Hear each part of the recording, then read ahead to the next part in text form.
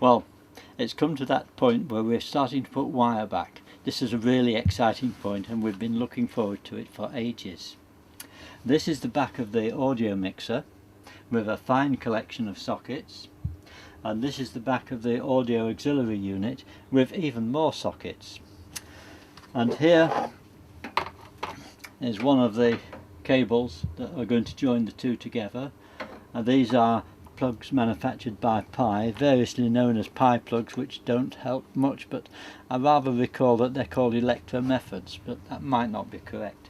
Interestingly, they've got this pin here which aids getting the connector in the right place.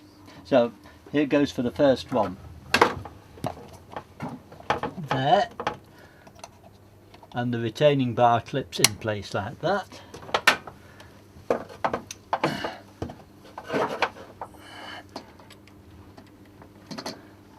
And there in the back of the audio auxiliary unit, and that clicks in place like that.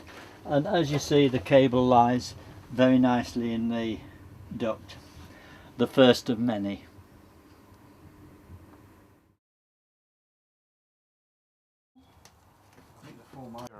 Well, my job today is to get the controllers in for the fans.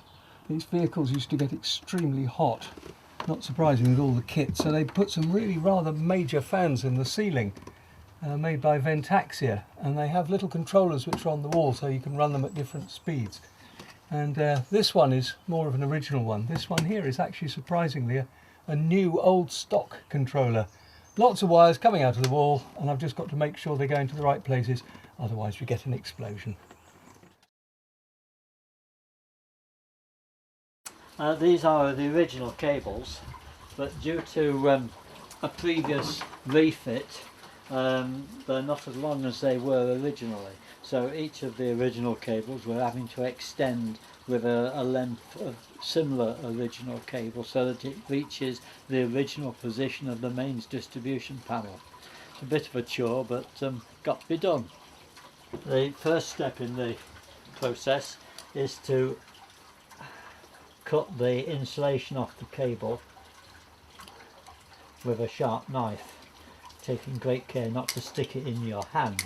I need to shorten the wire by a few millimeters like that,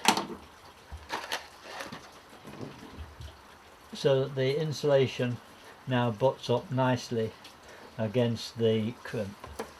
Now these oversized crimps need an oversized tool like this one, and it's a job that requires at least 5 pairs of hands, but I've discovered that if I nip it up like that, put one handle on the ground, I can then use the spare hand to push the wire into the hole and then just push it down like that, and there's a really nice crimp there, and that's a no maintenance joint. It won't give any bother ever.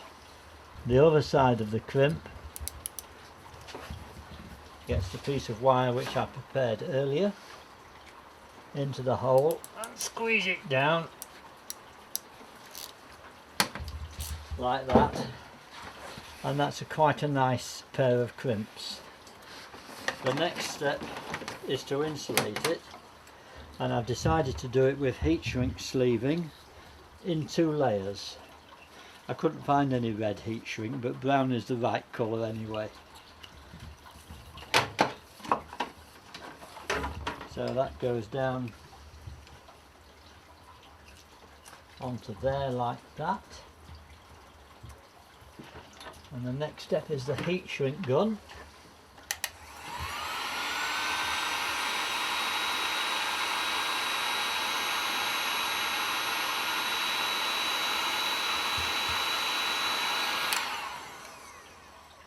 And the second layer is optional really, but this is a bit of belt and braces.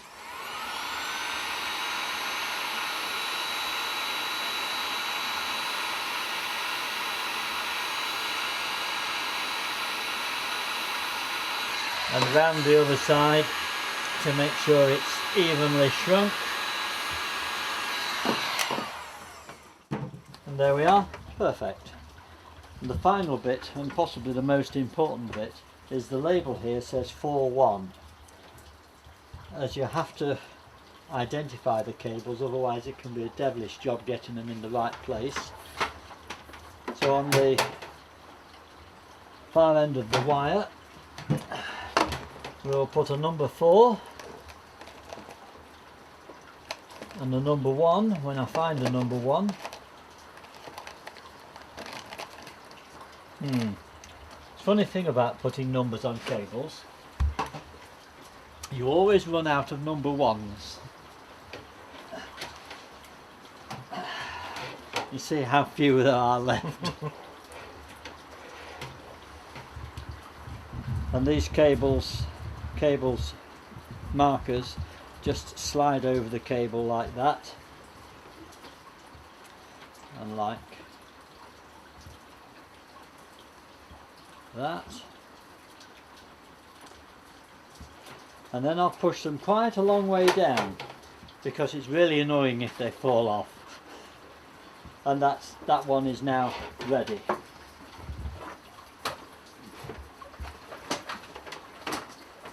One more to do.